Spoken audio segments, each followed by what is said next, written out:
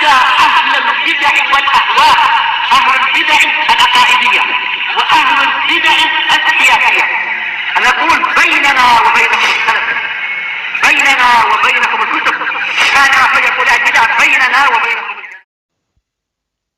بسم الله الرحمن الرحيم.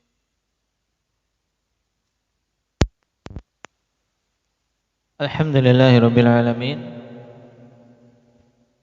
والصلاة والسلام على رسوله الأمين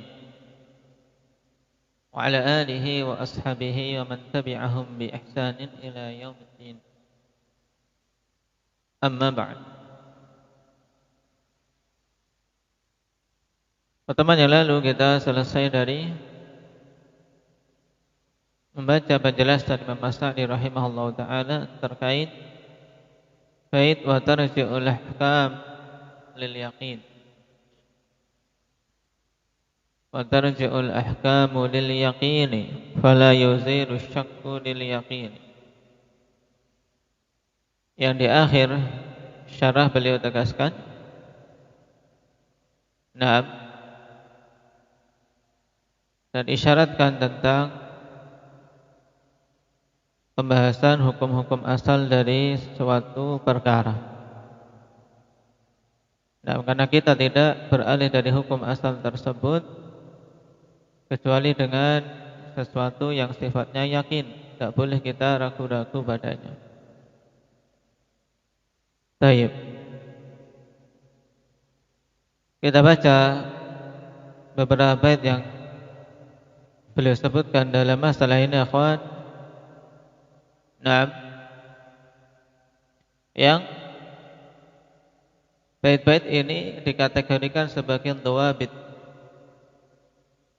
Maksudnya dalam istilah dhabit. Dhabit, ya dhabit-dhabit yang tercakup dalam kaidah al-yaqin la yazulu bisyak. Kenapa? Karena pembahasannya lebih spesifik. Seperti pada bait wal asru fi miyahin at-taharah wal ardi was thiyabi wal hijarah. Ini kan untuk menerangkan secara spesifik hukum asal air. Demikian pula hukum asal pakaian dan bebatuan. Apa? Naam.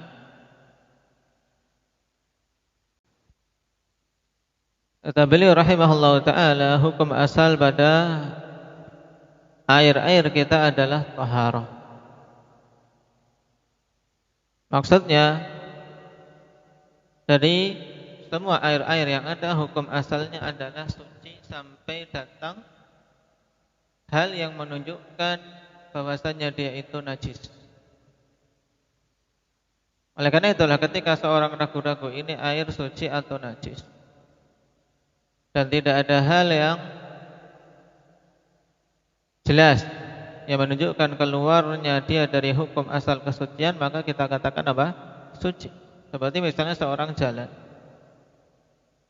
Nah, kemudian ada air, genangan air. Dia menginjaknya, keciprat di pakaian. Ini najis atau enggak ya? Maka ketika di situ tidak didapati najis, tidak terlihat jelas najis, maka kembali ke hukum asal, yaitu tahir.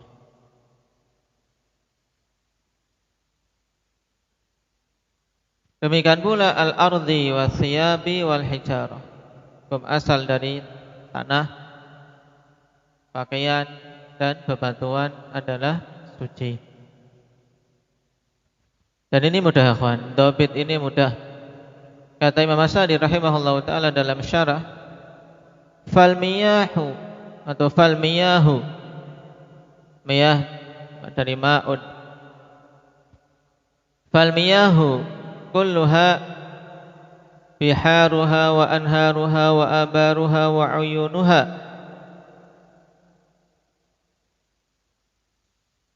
wa jami'u ma tahtawi 'alaihi al-ardu min at-turabi wal ahjari was sibahi wal rimali wal ma'adini wal ashjar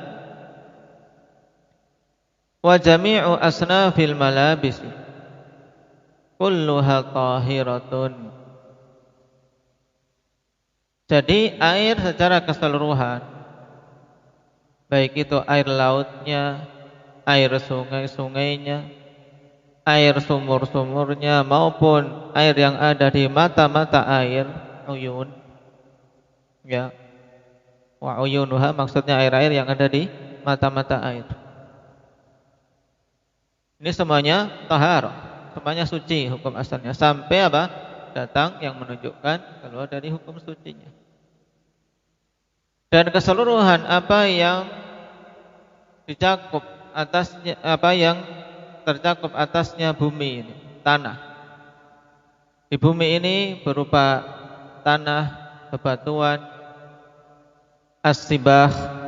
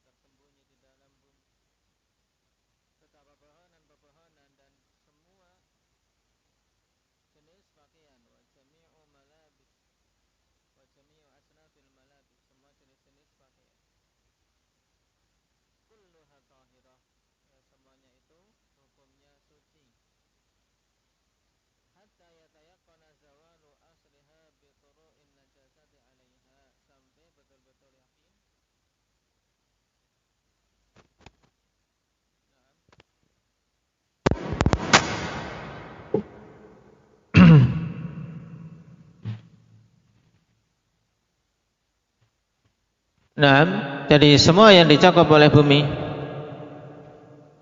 yang disebutkan di sini, mulai dari debunya, bebatuannya, tanah-tanah tandusnya, pasir, barang-barang tambang, bebatuan, juga pepohonan, wa jami'u asnafil malabis kulluha tahirah, dan semua jenis-jenis pakaian adalah suci.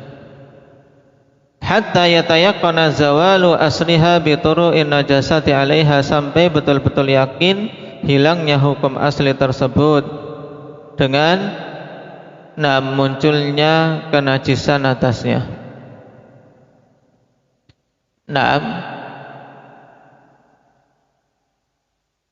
Pada kalimat ini akhwan terkandung sederetan penetapan hukum asal dari beberapa perkara. Dimulai dari hukum asal air, maka ini dinukilkan ijma', akhwan. Bahwasanya hukum asal air itu adalah taharah. Tidak keluar dari hukum asal ini sampai betul-betul dilihat adanya perubahan pada air dengan sesuatu yang najis dan berubah salah satu dari 3 sifat air, baik itu warna atau rasa atau baunya, dikarenakan hal yang najis yang mencampurinya. Maka ketika berubah salah satu dari 3 sifat itu dengan sesuatu yang najis, maka keluar dari hukum asal sucinya, sehingga dihukumi najis. Dalil untuk hal ini jelas, akhwan, Allah Subhanahu wa taala katakan, wa anzalna minas samaa'i ma'an tahura, dan kami turunkan dari langit air yang sifatnya tahura, suci. Dan semua air-air yang ada, ikhwan, itu mengikuti air yang Allah turunkan dari langit, karena asalnya memang air itu turunnya dari langit.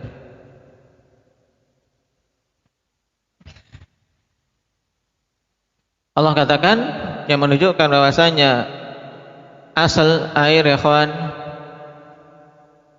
dari langit dan yang di bumi mengikutinya. Di surat Az-Zumar, alam tara annallaha anzala minas samaa'i ma'an fasalakahu yanabi'u fil ard. Jadi asalnya diturunkan dari langit, kemudian apa? Kemudian mengalir mengalirkan air yang Allah Subhanahu wa taala turunkan tersebut ke bumi. Sehingga dalil tadi, kalau seorang mengatakan kenapa kok dalilnya terkait air yang turun dari langit hukum asalnya suci, karena memang air-air yang ada di bumi ngikut. Nah, dan ini jelas, akhwan. Dan Rasul sallallahu alaihi wasallam ketika ditanya tentang air laut, huwa tahuru ma'u, bahwasanya air laut itu suci. Nah,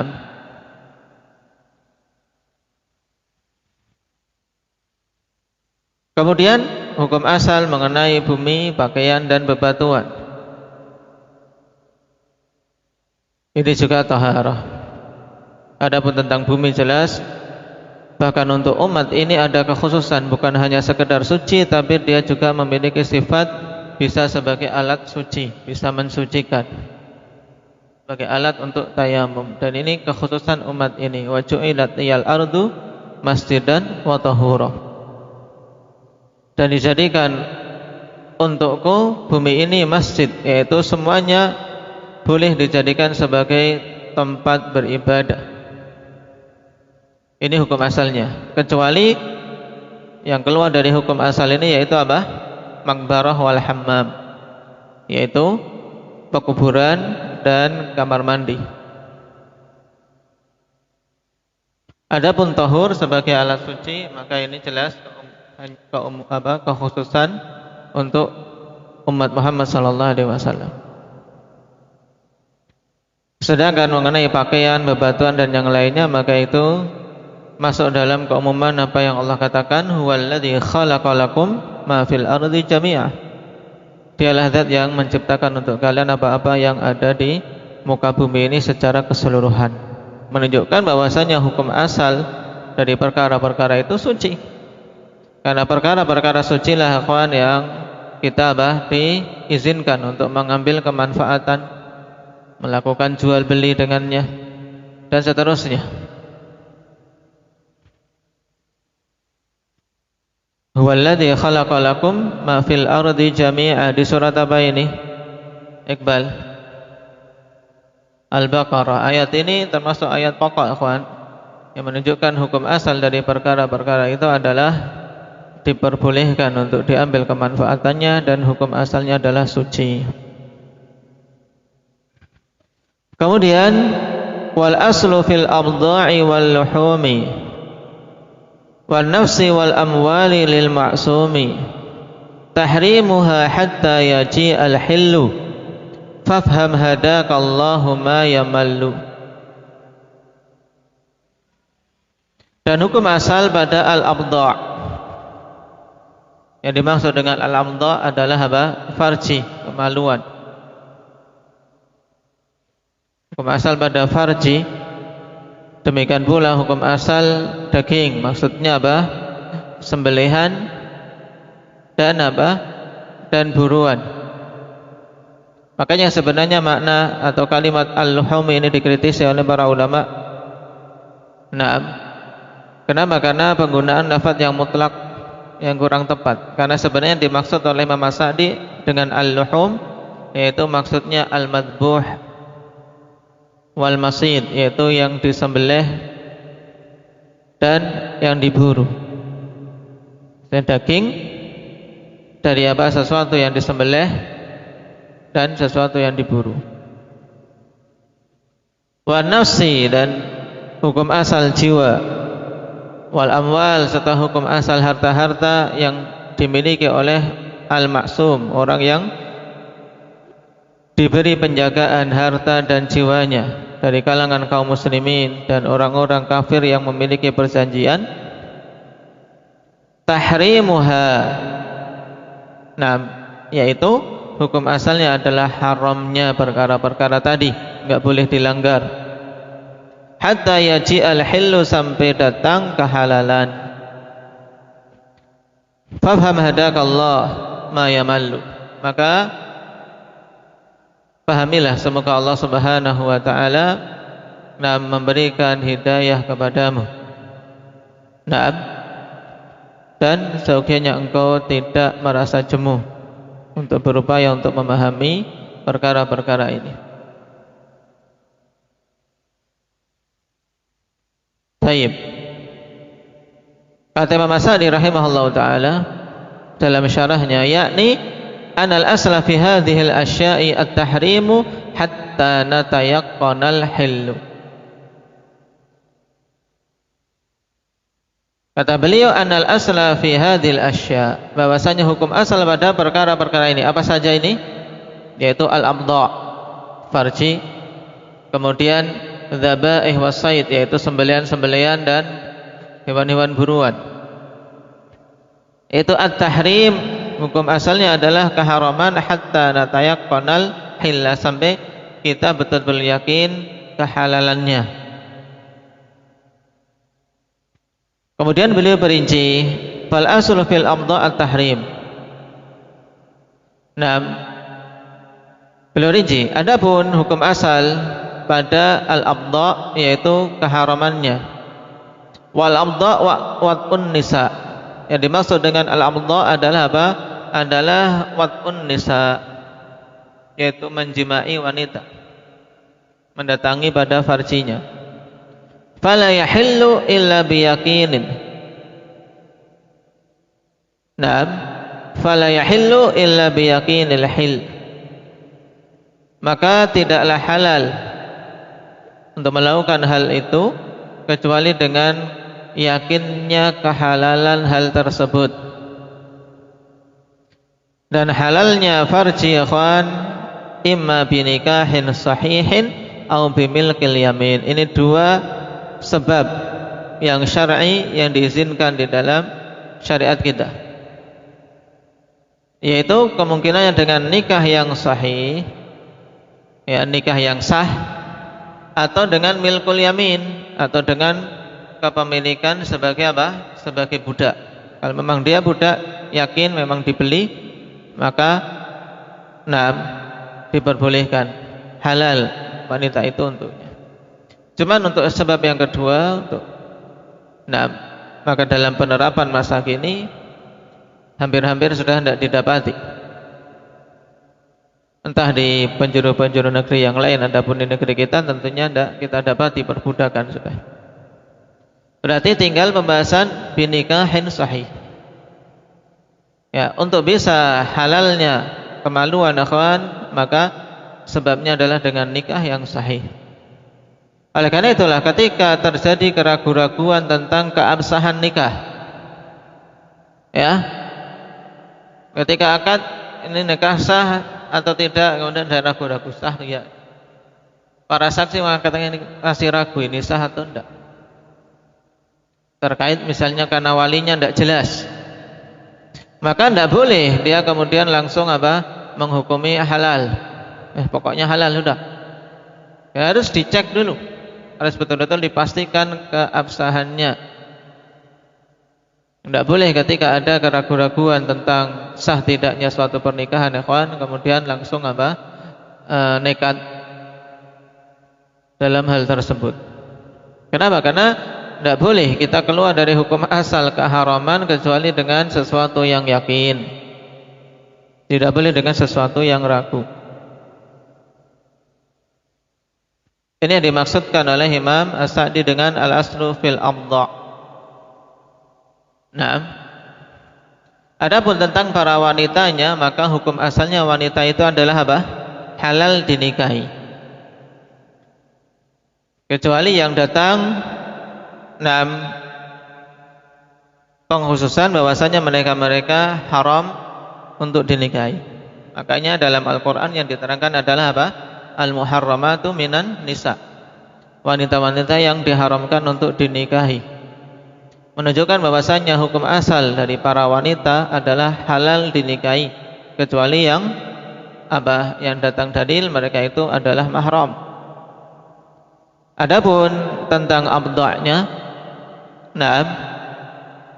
maka hukum asalnya adalah haram seseorang menggauli wanita sampai datang yakin bahwasanya dia telah menikahinya. Taib, dengan nikah yang sahih. Ini mudahnya, ya. Qala wa kadzalika al-luhum, demikian pula daging-daging. Al-aslu fiha at-tahrim. Hukum asal padanya adalah pengharaman hatta yatayaqqanal hillu, sampai betul-betul yakin kehalalannya. Naam. Maksudnya akhwan, yaitu dari hewan-hewan. Naam. Dari hewan-hewan yang halal. Naam, untuk disembelih dan untuk diburu. Naam, maka ketika didapati dalam kondisi mati, nah, seorang ragu-ragu apakah matinya ini karena sembelihanku atau karena sebab yang lain yang ada di situ. Misalnya berburu kok kemudian hewan buruannya jatuh dan didapati di aliran air, maka ini sesuatu yang meragukan. Matinya itu karena anak panah yang mengenai tubuhnya ataukah karena dia tenggelam di air. Maka dalam kondisi seperti ini kembali ke hukum asal, yaitu tetap haramnya. Karena tidak yakin matinya itu karena buruan kita. Nah, harus yakin memang tentang kehalalannya, bahwasanya kita telah menyembelihnya secara syar'i atau memburunya dan memang hewan itu mati karena hasil buruan kita. Walihada, al-aslu fiha tahrim hatta yatayaqqanal hil. Hukum asalnya adalah pengharaman sampai betul-betul yakin tentang kehalalannya. Maka tidak boleh memakan daging itu sampai betul-betul yakin telah disembelih secara syar'i atau mati dengan sebab yang syar'i tadi karena diburu. Kena tombak kita, atau kena panah kita yang dilesatkan dengan membaca bismillah, atau karena apa? Mati diterkam binatang yang menjadi alat pemburu kita, seperti anjing pemburu misalnya. Nah, wa li hadza idza ijtama'a fi dzabihati sababan mubihun wa muharrimun ghulibat tahrim.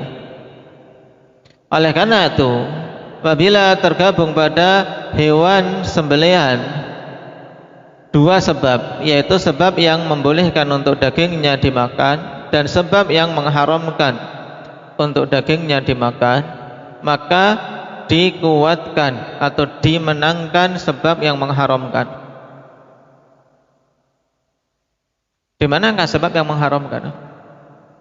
Fala yahillul madbuhu wal masidu falau ramahu aw dzabahahu bi alatin masmumatin aw ramahu fawaqa'a fi ma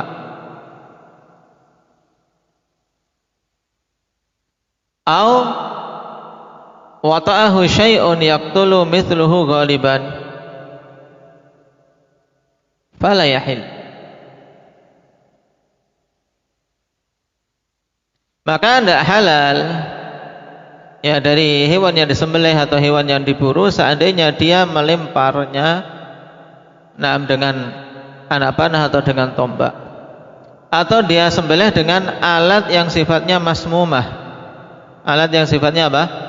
Beracun. Dia lempar tombak beracun atau anak panah beracun, kemudian didapati sudah mati. Atau dia sembelih pisau yang dikasih racun, kemudian mati. Maka dari sisi ini, boleh tidak dimakan dagingnya, Bro? Kenapa? Karena tidak tahu dia matinya karena racun atau karena apa? Kita sembelih, paham? Taib. Karena yang menjadikan halal itu kalau dia mati karena sembelihan kita. Sedangkan di sini ada racunnya yang memiliki sifat juga mematikan. Mana yang menjadikan dia mati kita tidak tahu. Ada dua sebab. Satu menjadikan halal, satu enggak. Maka di sini dikuatkan sisi pengharaman. Dan memang hukum asalnya haram.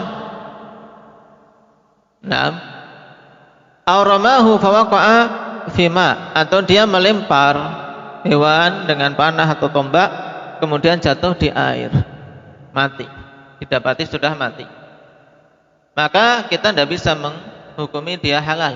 Kenapa? Karena tidak tahu matinya ini karena tombak kita atau karena apa? Tenggelam di air. Paham maksudnya? Tapi kalau kita dapati dia masih hidup, ikhwan, kita dapati dia masih hidup, maka di situ dia apa? Dituntut untuk segera apa? Menyembelih sehingga jelas halalnya. Misalnya kecebur di air, dia kejar, masih ada kehidupan, ya udah segera dientaskan, dia sembelih. Sehingga akhir perkara yang jelas dia yakin melihat dia mati karena sembelihan.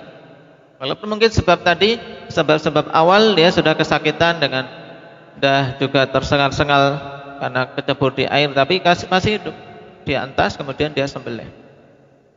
Maka berarti di sini yakin sebab terakhir yang menjadikan dia mati apa? Sembelihan. Baik. Atau terinjak, ya menginjaknya sesuatu yang membunuh,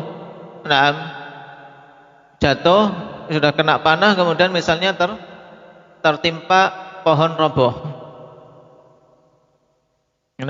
berburu kijang, sudah kena panah, tiba-tiba ada pohon roboh mengenainya atau kejatuhan, kayak buah durian, yang hewan seperti itu misalnya bisa mati karena kejatuhan itu.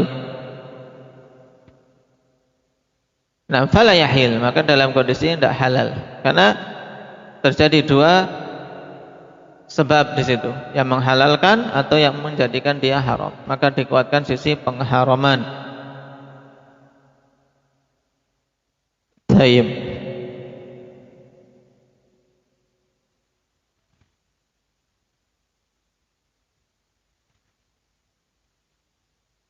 Dan hal ini ya kawan, dawabit ini pada masing-masing bab fikihnya akan dibahas secara lebih lanjut berdasarkan dalil-dalil juga, karena dalam masalah sembelihan tadi datang nas khusus dari Nabi SAW terkait sembelihan yang didapati kok mati di air.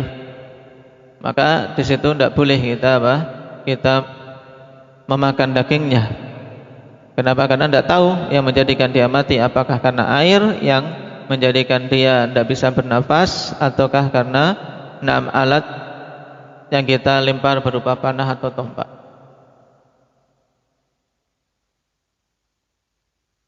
Qala wa kadzalika al-aslu fil ma'sumi wa huwa al-muslimu awil mu'ahad tahrimu damihi wa malihi wa 'irdihi fala tubahu illa bihaqqin. Demikian pula hukum asal dari al-ma'sum, yaitu orang-orang yang terjaga darah dan hartanya, yaitu seorang muslim atau kafir tapi mu'ahad, kafir yang memiliki perjanjian dengan kaum muslimin. Hukum asalnya adalah haramnya darah untuk ditumpahkan, haramnya harta dia untuk diambil, serta haramnya kehormatannya untuk dinodai, untuk dibicarakan dengan buruk. Fala tubahu illa bihaqqin, maka hal-hal ini tidaklah diperbolehkan untuk dilanggar kecuali dengan haknya. Dan ini jelas dalam nas Nabi SAW, kullul muslim 'alal muslimi haramun damuhu wa maluhu wa 'irduh. Setiap muslim atas muslim yang satu dengan yang lainnya haram harta, darah dan kehormatannya. Fa idza zala al-aslu imma biriddatil muslim aw zinal muhsan aw qatlin nafsi aw naqdil mu'ahidil ahda fana mahalla qatluhu. Maka bila telah hilang hukum asal ini, kemungkinannya dengan murtadnya seorang muslim atau berzinanya seorang yang telah muhsan, seorang yang pernah mengalami pernikahan secara sah, atau dengan pembunuhan jiwa secara sengaja dari jiwa yang diharamkan dibunuh, atau seorang mu'ahad, kafir mu'ahad, naqdul mu'ahadil ahda, orang yang memiliki perjanjian dengan kaum muslimin dari orang-orang kafir, langgar perjanjiannya, maka ketika itu halal untuk dibunuh. Karena apa? Keluar dari hukum asal. Dan itu jelas dalam hadis Abdullah bin Mas'ud yang telah dihafal oleh kebanyakan antum, la yahillu damu imri'in muslimin illa bi ihda thalath. An-nafsu bin nafsi wa thayyibuz zani wal mariku al-mufariqu apa? An-nafsu bin nafsi wa thayyibuz zani dalam riwayat itu. Kemudian wattariku lidinihi al-mufariqu lil jamaah. Nah, adapun tentang muahad dalam surat At-Taubah, wa innakathu aymanahum min ba'di ahdihim wa ta'anu fi dinikum faqatilu a'immatal kufri.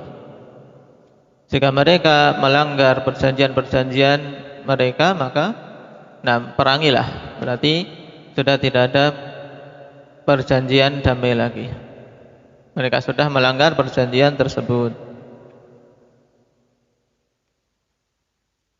Baik.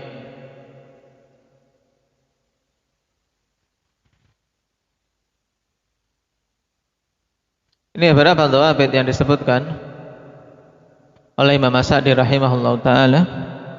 Tersisa beberapa kalimat, kita akhirkan saja. Nasallallahu taufiq wa sadad walhamdulillahi rabbil alamin.